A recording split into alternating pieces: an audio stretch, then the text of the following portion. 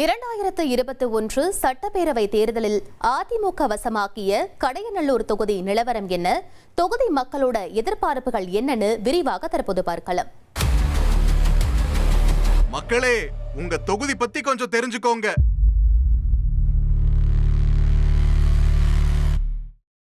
கடையநல்லூர் சட்டப்பேரவை தொகுதி தென்காசி மாவட்டத்தில் கடையநல்லூர், செங்கோட்டை புதூர், சாம்பவர், வடகரை, ஆயிக்குடி பகுதிகளை உள்ளடக்கின தொகுதி.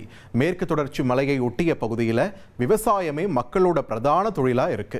பிப்ரவரி 23 தேர்தல் ஆணையம் வெளியிட்ட இறுதி வாக்காளர் பட்டியலில் தொகுதியில் 1,32,228 ஆண் வாக்காளர்கள், 1,35,272 பெண் வாக்காளர்கள், 17 மூன்றாம் பாலின வாக்காளர்கள்னு மொத்தமா 2,67,517 வாக்காளர்கள் இருப்பதா தெரிவிக்கப்பட்டிருந்துச்சு.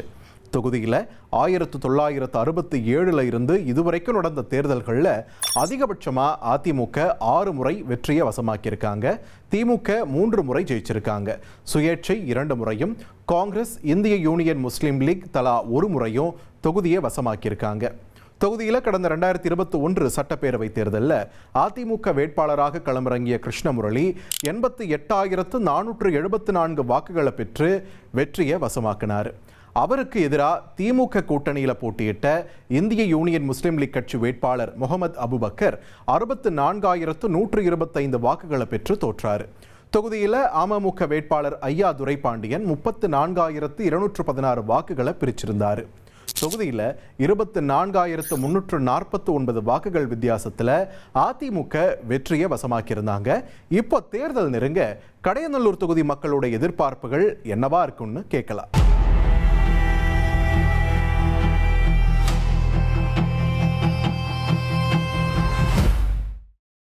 தொழில்பேட்டைகளை உருவாக்கி இங்குள்ள இளைஞர்களை நல்வழிப்படுத்த நல்ல ஒரு வேலை வாய்ப்புகளை தருமாறும் இன்னும் வரும் அரசுகளுக்கு நாங்கள் தாழ்மையுடன் கேட்டுக்கொள்கிறோம். இந்த தென்காசி மாவட்டத்தில் குறிப்பாக கடையநல்லூர் தொகுதியில் நீர்த்தேக்கங்கள் அதிகமாக இருக்குது, கால்வாய் அதிகமாக இருக்குது. என்னென்னா கால்வாய்கள் தூர்வாரப்படாமல் நீர்த்தேக்கங்கள் தூர்வாரப்படுறதுக்கு நீர் மேலாண்மை சரி செய்ய மாட்டாங்க. லைப்ரரி நிறைய ஸ்கூல் இருக்குது, காலேஜ் இருக்குது. அந்த மாணவர்களை தரம் உயர்த்து அவங்களுடைய தனித்திறனை மேம்பட நிறைய இப்போ திட்டங்கள் தீட்டிக்கிட்டு இருக்காங்க. ஆனால் லைப்ரரி தரம் உயர்த்தலை. இங்கே நிறைய பெண்கள் இருக்காங்க. அதேமாரி இங்கே மனோன்மணியம் கல்லூரி இருக்குது. அவங்க ஆணும் பெண்ணும் சேர்ந்து படிக்கிறாங்க. பெண்கள் அதிகமாக படிக்கிறனால பெண்களுக்குன்னு ஒரு தனிப்பட்ட முறையில் அரசு கல்லூரிகள் இருந்தால் ரொம்ப நல்லா இருக்கும் அப்படின்னு நான் விருப்பப்படுறேன். சட்டமன்ற தொகுதியிலிருந்து கேரளாவுக்கு கனிம வளங்கள் அதிகமாக எடுத்து செல்லப்படுகிறது. இதை பலமுறை நாங்கள் சொல்லியும் ஆனால் இதுவரை அரசோ இல்லை இந்த தொகுதியின் எம்எல்ஏவோ எந்த ஒரு நடவடிக்கையும் இதுவரை எடுக்கப்படவில்லை. அதாவது கடையநல்லூர் நகராட்சியில் இருந்து எங்கள் மக்களோட கோரிக்கை என்னவென்றால் கடையநல்லூரில் பாதாள சாக்கடை திட்டம் அமுல்படுத்த வேண்டும்.